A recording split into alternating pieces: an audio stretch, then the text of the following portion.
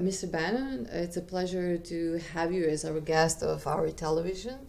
Well, thank you. Thank you for you're here at the historic Breitbart Embassy on Capitol Hill.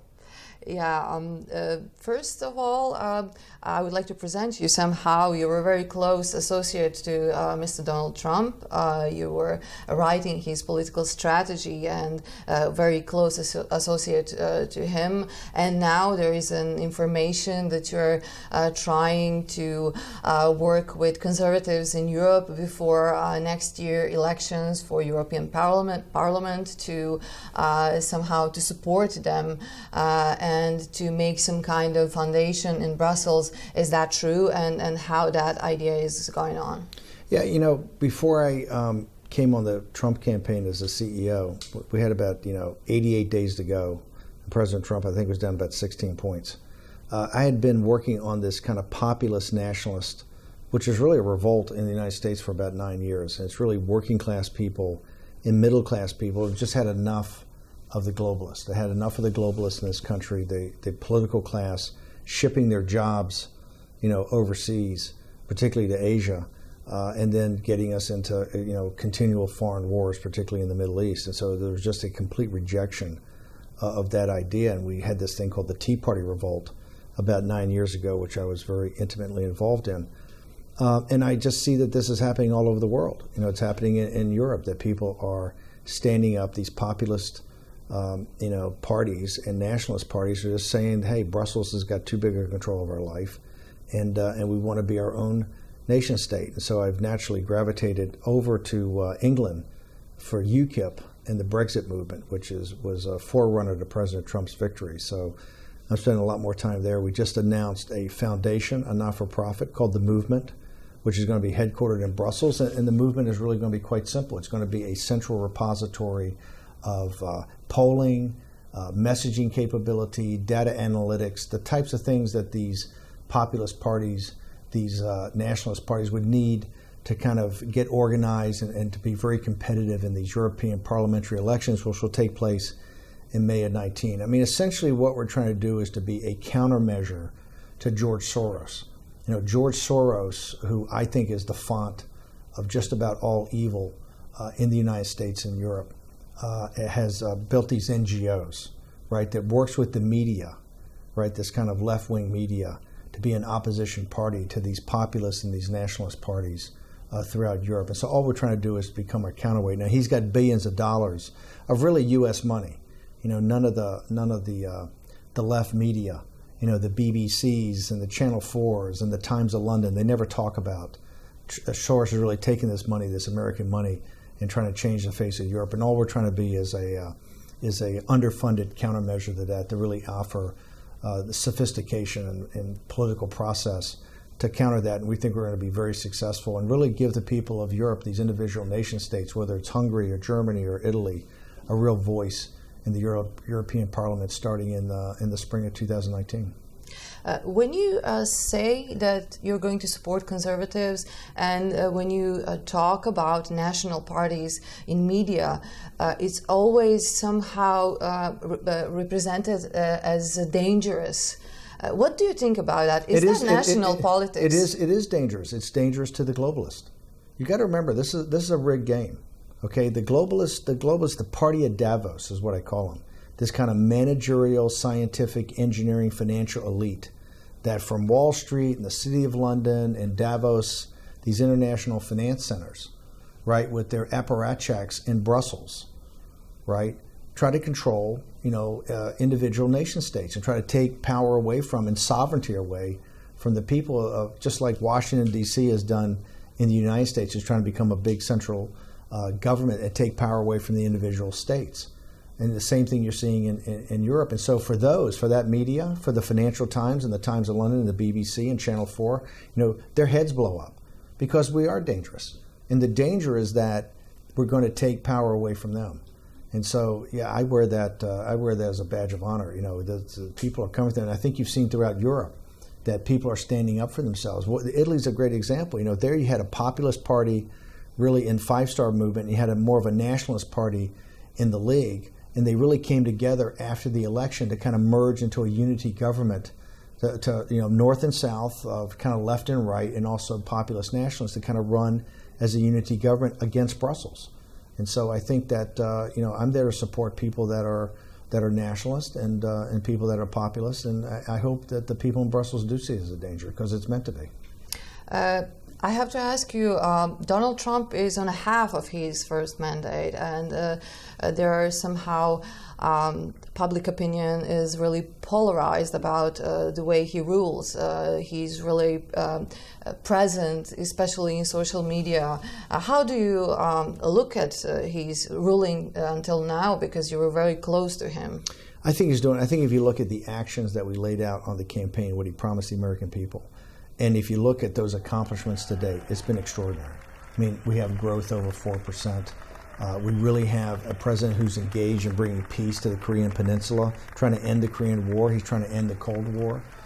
He went to Riyadh and tried to reach an agreement with the Muslim nations about the spread of radical Islamic jihad, and also the increasing concern about the spread of Iranian influence in the Middle East. So if you just look at one accomplishment after another, it's been extraordinary.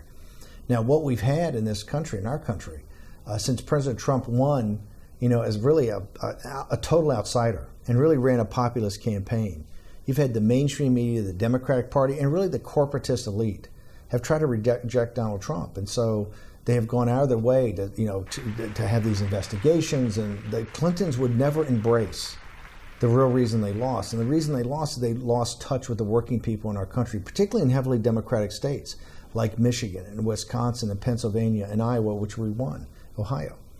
And what they've tried to do is blame it on some sort of Russian collusion or Russian interference, which is total nonsense. And so they've kicked up a lot of dust. But as I said on TV the other night, this November is not a midterm election. This November is really the first re-elected Donald Trump. And we're going to see, as we get closer to that, we're about 100 days out, we're going to see, who's really got the program the American people will support. I think President Trump he's not a politician, right? He's a businessman. He speaks in a very plain-spoken vernacular. He promised the American people, southern border security, to get the economy going again, to take on China, to redo our trade deals.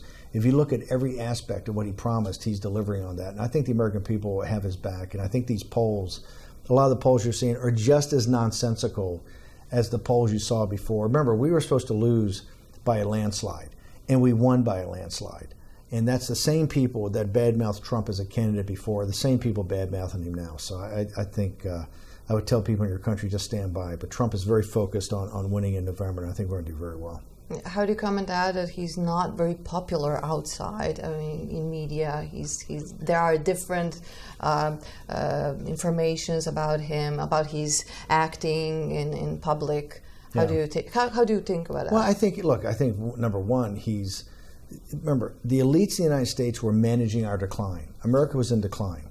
That's why Trump's great message of "Make America Great Again" was so powerful and resonated with working class and middle class people. He had to really back the people. The reason I think you're seeing that his image is a little controversial overseas is, remember, most of the media over there is opposition party media. Most of the media in these countries is really, either somehow connected to the state or really connected to the globalists in the party of Davos. And so certainly they see a disruptor and an innovator like Trump, their heads blow up. And Trump's not shy about just, bang, he just hammers every day. He's relentless. I think I would tell people, if you look at the way that he is reordering the global supply chain with these new trade deals, these trade deals are a very sophisticated way with the EU, with Mexico, with Canada, with NAFTA, with Japan, with Southeast Asia. What he's doing is reordering the entire world's supply chain outside of China and doing it in a very sophisticated manner. So Trump, he hears what the papers have to say in the media, but every day he's just focused on delivering. I say he kind of goes off his back like a duck's off a board. He's the kind of leader I think a lot of nations need, which is they don't care what the media says. They don't care what the social media people say. What they care about is getting the job done every day and delivering results. And look, on Friday they announced over 4.2% growth in the United States. And people have to keep in mind, under Obama and Bush, the average growth rate in the United States has been about 1.8%. We were told under Obama that's a new normal. you're never really going to have more than 2% economic growth. Trump's got over 4% in his second year. It's just extraordinary. So I think he keeps delivering that for the American people. The United States economy is going to be an engine that drives the world economy.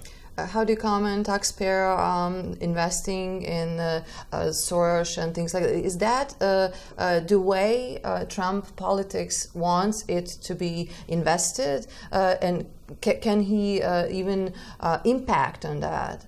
Is that the same as the administration before him? Was that stayed the same in the same way? No. I think the Obama administration, even a little bit of the Bush administration, they did not have an American first and really an economic nationalist economic agenda. I mean, President Trump's agenda on economic nationalism is very straightforward. Remember, he's saying, hey, if you're going to have tariffs against us, we're going to put up tariffs. And he's really demanding that international companies, if you want to sell in the United States, you've got to manufacture in the United States. So he's been very, very hard about this. The thing about this, economic nationalism, what Trump has been pushing, and I think it's relevant to your country, is that, President Trump says, hey, it doesn't matter what your race is, doesn't matter what your ethnicity is, doesn't matter what your religion is, your gender, your sexual preference, doesn't matter any of that. What it matters is that you're a citizen of the United States of America. And if you're a citizen of the United States in our country, you're going to get a special deal. You're going to get a different deal than people that come in here or people throughout the world in relation to the United States. And that's what's taken the working class. That's why we have historic lows for black unemployment. We have historic lows for Hispanic unemployment. All these people say Trump's a racist. What they're doing, because they're losing their political power, they're trying to smear Trump with these things. But he's delivering for black working class, for Hispanic working class, for the middle class. He's delivering every day. And I think you're just going to see Trump really maniacally focused on this.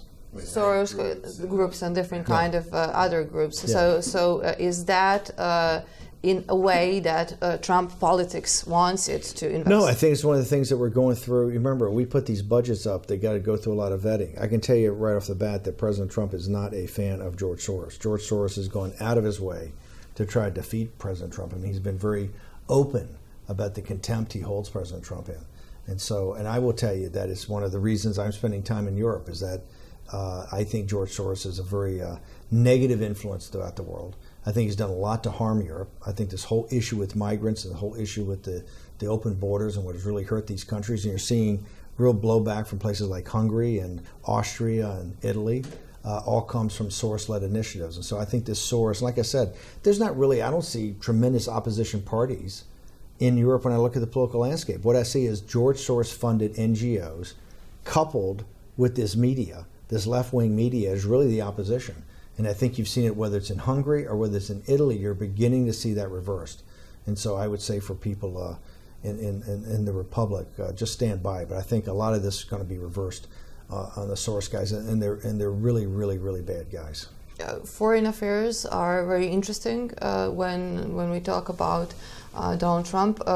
What are interests in Europe for American administration, especially for Western Balkan?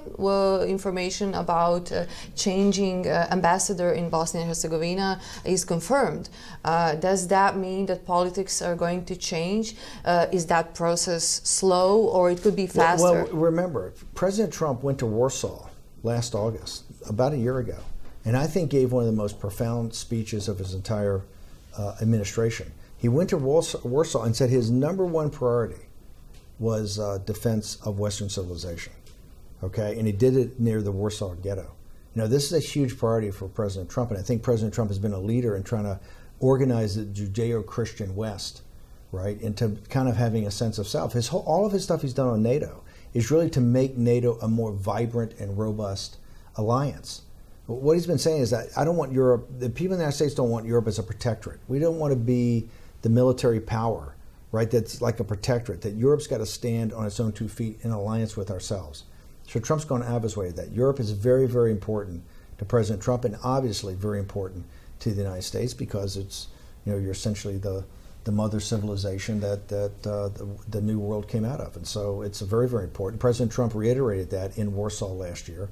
I think you've seen all the efforts, that particularly the defense buildup, a lot of that is to support what's going on in Europe. So it's a top priority. And I think you're going to see the Balkans, particularly with what's going on in the new geostrategic environment of China and Persia and Turkey kind of forming some sort of alliance I think you're going to see that the Balkans are going to become a much more important place, at least in the on the world stage.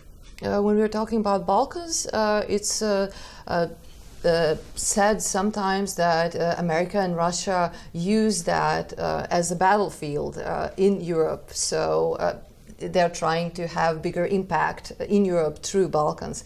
So how do you see relations between America and Russia now when Donald Trump is a president? Well, I think President Trump has said it from day one. I mean, he just reiterated last week is that I think he's trying to end the Cold War. I mean, as he said Is it ended?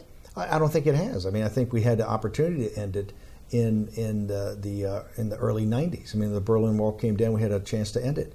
I think there's, as President Trump said, there's blame on both sides, but there's obviously as much tension today as I think as there was during the height of the Cold War. And I happened to be a naval officer at the time that came off my destroyer, was specifically designed to hunt Soviet submarines. And I came back to the Pentagon and worked on really the war plan as a junior officer when President Reagan came here for the destruction of the Soviet Union. So, I mean, they were looked at as a real enemy. I think today tensions are very, very, very high, just like they were in the Cold War. And I think President Trump has said, hey, there's enough conflict throughout the world. We have enough problems in Korea, the South China Sea, throughout the world that we've got to try to lessen tensions. And I think when he went, and there's been no president that's been harder on Russia than President Trump, particularly what he's talking about Germany and all the natural gas deals, et cetera. He's trying to say, hey, if you want to be independent, you got to be independent in energy. But I think President Trump is saying, hey, it's not that he thinks that the Russians are particularly good guys, but he's saying we got to live with them and we ought to try to work out some accords. And I think it's been very powerful what happened in Helsinki, which I thought was positive. And I think President Trump offering to have Putin come to the United States was very positive. And then Putin, I think, just invited President Trump to Russia. So I think that way to communicate. You know, the liberals in our country and the progressives, they always want to, sit down and talk. I mean, the Dayton Accords came from that, right? They always want to sit down and talk. They always want to engage, except when President Trump wants to engage with the Prime Minister, the President of North Korea to end the Korean War, all of a sudden it's a bad thing. When he wants to engage with Putin to end the Cold War, yeah, he had a lot of problems with Putin. It's a bad thing, yeah. So it's, but if you look at the substance of what happened in Helsinki versus the Western media meltdown, and you have to remember, in our country, it's not the Democratic Party that's the primary opposition to Donald Trump. It's the opposition party media. I take great pride in that. I coined that phrase in the first couple of weeks in the White House because they are the opposition party. I mean, they're out to attack Donald Trump every day, regardless of what his results are. If you look at what he promised and you look at his results, right? His words and his deeds are one and the same, which is very unusual in politicians. Mainly have nice words and they don't follow up. Trump is following up and the mainstream media hates it. And that's why every day is an attack and attack and attack. But I would tell people in the Republic, your Republic, to just look at what he's accomplished and Trump's going to be fine. He's a very tough individual and very focused. Thank you for your time. Thank you for having me.